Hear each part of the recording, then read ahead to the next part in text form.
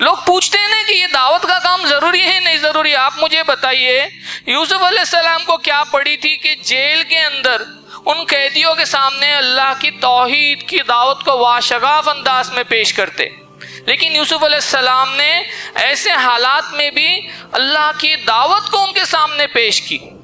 तो ये जो सबक मिलता है दूसरा हजरत यूसुफ अलैहिस्सलाम की जिंदगी से कि हालात मुश्किल तरीन भी हो, उसके अंदर भी अपनी स्पिरिट्स को हाई रखना चाहिए। We should live with high spirits, high headed, मतलब मजबूत जिंदगी गुजारना चाहिए।